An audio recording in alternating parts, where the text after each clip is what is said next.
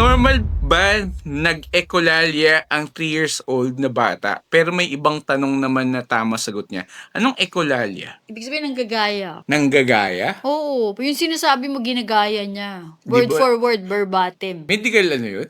Mm-mm. Talaga? Hindi ba nang-aasar lang yung bata pag Hindi. Ginanggagaya talaga siya, tapos tatawa siya.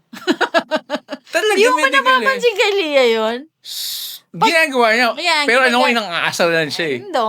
Karaniwan talaga yung nanggagaya sila minsan. Especially the toddlers. Yes, oo. Meron So, talaga. Oo. normal lang ba yun na may echolalia Oo. 3 years old Oo, bata? nanggagaya sila. Tapos kapag nakikipaglaro sila, kasi minsan, they meant na ginagaya ka nila. And then, yun, nagkikipaglaro sila.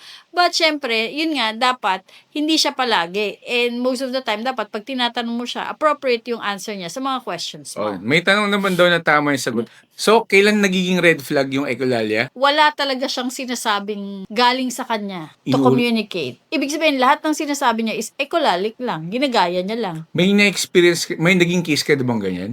Wala pa, so far. Ah, okay, sige.